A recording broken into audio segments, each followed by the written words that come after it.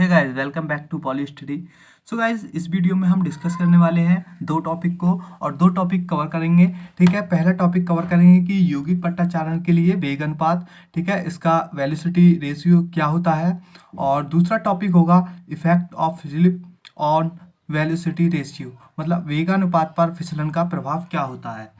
तो सबसे पहले आपका टॉपिक है यौगिक पट्टाचालन की पुलियों के लिए वेग अनुपात। ठीक है, तो सबसे पहले आपको देखना है डायग्राम।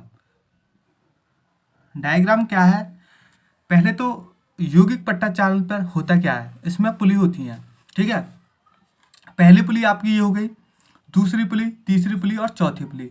एक शाफ्ट पर दो पुली होती हैं यौगिक पट्टाचालन प्रक्रिया में। ठीक है, सिस्टम में तो एक शाफ्ट पर दो पुली होंगी, तो दोनों का जो देखो यहाँ पर क्या होगा, इसका होगा पहली पुली का N1 D1। ठीक है, N1 D1। दूसरी पुली का क्या होगा, N1 D2, मतलब जिस आरपीएम से ये घूमेगी, ठीक है, और उसका व्यास, ठीक है, उसी उसके बराबर क्या होगा फिर दूसरी पुली का व्यास और उसका आरपीएम। ठीक है, N1 क्या होता है आप जानते हैं कि उसकी गति है। ठीक है, आरपीएम से डिनोट करेंगे, आरपीएम, ठीक है, मात्रक। और D1 का क्या होगा, ठीक है, D1 होता है आपका व्यास पहली पुली का। इसी प्रकार दूसरी पुली का N2 और दूसरी पुली का व्यास D2। ठीक है, प्रथम जोड़े के लिए बात कर रहे हैं हम, इसकी और इसकी। ठीक, उसके बाद एक चीज और मैं यहाँ पर आपको बता दूं, ये होती है आपकी चालक पुली। ठीक है, और ये अंतिम पुली होती है चलित पुली। ठीक है, और ये माध्यमिक पुली होती है क्योंकि एक शाफ्ट पर दो पुली लगी होती है। Okay, that is clear. यहाँ तक आगे चलते हैं। आगे क्या होगा, जब यहाँ से N1 और अपॉन N2 बराबर D1 अपॉन D2, इसको समीकरण नंबर फर्स्ट मान लेंगे। अब दूसरे जोड़े की बात करते हैं, इसकी और इसकी। ठीक है, तीसरे की और चौथे की। ठीक है, क्योंकि वन और टू हमने बराबर रख लिए। अब बारी आती है तीसरी और चौथे की। ठीक है, तो तीसरे का क्या होगा N3 और इसकी ND3। ठीक है, यही होगा। उसके बाद N4 D4। ठीक है, बराबर होंगे। बराबर होने के बाद क्या होगा आपका, इसी प्रकार से जो मान आएगा वो कितना आएगा N4 अपॉन N3 बराबर D3 अपॉन D4। इसको आप समीकरण नंबर सेकंड मान लेना। उसके बाद क्या करना है आपको, फर्स्ट समीकरण और सेकंड समीकरण की आपस में मल्टीप्लिकेशन करनी है, मतलब गुणा करनी है। गुणा करने के बाद आपस में एक दूसरे की, उसके बाद क्या मिलेगा, देखो हमारे पास ये मिलेगा। ठीक है, तो उसके बाद क्या होगा, यहाँ पर देखो, यहाँ एक डायग्राम देखो। डायग्राम में क्या है, यहाँ पर ये है N2 D2। ठीक है, N3 D3। तो D3 और D2 ये तो अलग रही क्योंकि ये व्यास है पुलियों के। ठीक है, अब यहाँ पर क्या होगा, इसकी आरपीएम जो N2 है, ठीक है, गति N2 और N3, क्योंकि ये एक ही शाफ्ट पर है तो इसको हम छोड़ देंगे। ठीक है, एक शाफ्ट पर तो मतलब छोड़ने का मतलब है N2 बराबर N3 होता है यहाँ पर। ठीक है, अब इसके बाद क्या होगा, वेलोसिटी रेशियो का होगा आपका ये होगा आपका N4 अपॉन N1। ठीक है, तो D1 into D3 upon D2 into D4। ठीक है, ये आपका वेलोसिटी रेशियो आ जाएगा। हिंदी में इसको आपको कहना है वेलोसिटी रेशियो इजिकल टू अंतिम चलित पुली के आरपीएम अपॉन प्रथम चालक के आरपीएम बराबर चालक पुलियों के व्यास की गुणा अपॉन चलित पुलियों के व्यास की गुणा। ठीक है, क्योंकि यहाँ पर देखो ये क्या है आपकी चालक पुली और ये आपकी क्या है चलित पुली। तो यहाँ पर D1 है, D1 क्या होगा आपकी चालक पुली, और यहाँ पर जो है आपकी D3 भी क्या होगी, चालक पुली होगी। और क्योंकि इसकी सहायता से ये चल रही है तो ये चलित होगी। ठीक है, और इसकी सहायता से ये चल रही है। ठीक है, तो यहाँ पर क्या होगा, तो D2 चल रही है तो यहाँ पर D2 क्या होगी आपकी चलित पुली होगी। तो इसी प्रकार से यहाँ पर लिखा हुआ है। ओके, ये चीज़ आपको अच्छे से समझ में आ गई होगी।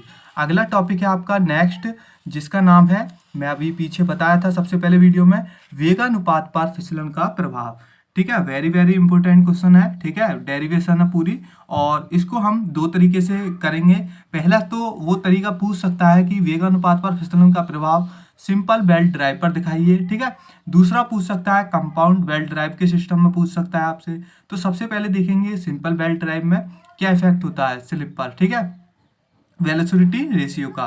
तो यहाँ पर सबसे पहले यदि चालक और चलित पुलियों में आपका जो फिसलन है उसको हम मानते हैं S1% तथा S2% का फिसलन मानते हैं। उसके बाद चालक और चलित जो पुली है आपकी, उनके व्यास क्या मानेंगे हम यहाँ पर D1 और D2 मानेंगे। ठीक है, तथा चक्रों की संख्या जो उसकी संख्या है, ठीक है, जो मैं यहाँ पर बता रहा था, जो n1 और ये जो है n4 n1, ये आपकी क्या है, चक्रों की संख्या, ठीक है। तो यहाँ पर हम इसमें क्या मानेंगे, n1 और n2 मानेंगे। अब देखो यहाँ पर एक चीज़ लिखी हुई है, वही जो चीज़ मैंने आपको बताई है सिंपल तरीके से, वही चीज़ यहाँ पर लिखी हुई है। नंबर 1 हम जो डिस्कस करने वाले हैं, सिंपल बेल्ट ड्राइव पर वेगानुपात पर फिसलन का प्रभाव, ठीक है। ये इस चीज़ को हम समझेंगे, ठीक है। पहला number first simple belt drive पर, तो ये चीज़ यहाँ पर लिखी हुई है। ओके, नाउ आगे चलते हैं। अब गाइस क्या है, देखो यहाँ पर सिंपल बेल्ट ड्राइव की बात कर रहे हैं हम। तो सिंपल बेल्ट ड्राइव क्या होती है, ये होती है एक चालक पुली होती है, एक चलित पुली होती है, ठीक है। तो यहाँ पर क्या होगा, इसका n1 इंटू D1 होगा, इसका क्या होगा n2 इंटू D2 होगा, ठीक है। तो यहाँ पर पट्टे का वेग जो होगा वो चालक पुली से गुजरने के बाद क्या होगा, मतलब जो पट्टे का वेग है, ये वाला पट्टा है, इसका वेग, और चालक पुली से, जो आपका चालक पुली है, इसके गुजरने के बाद इसका वेग क्या होगा। तो वेग का मतलब है जो इसका आएगा, ठीक है। तो पाई D1 इंटू n1 माइनस, इसको क्या करना, माइनस, अब इसमें फिसलन भी होगी कुछ, तो फिसलन का मतलब इसको जो हमने पीछे फिसलन मानी थी S1, कुछ परसेंट थी S1 और कुछ थी आपकी S2, ठीक है। पहले हम S1 की बात करते हैं। तो यहाँ पर क्या होगा, फिसलन इसमें ही होगी, ठीक है। इसमें से इसको माइनस करेंगे तब उसका आपका वेग निकल कर आएगा, ठीक है। तो यहाँ पर क्या करेंगे, pi into D1 n1 into S1 upon 100 क्या है, क्योंकि वहां पर हमने परसेंट में मानी थी, ठीक है। तो यहाँ पर परसेंट में, अब यहाँ से क्या करेंगे, कॉमन ले लेंगे, ये दोनों जो आपस में चीज़ कॉमन है, तो ये हमारा बचेगा। अब यही पट्टा, अब जो ये पट्टा है इसके ऊपर लगा हुआ है, यही पट्टा क्या होगा, चलित पुली पर आएगा, ठीक है।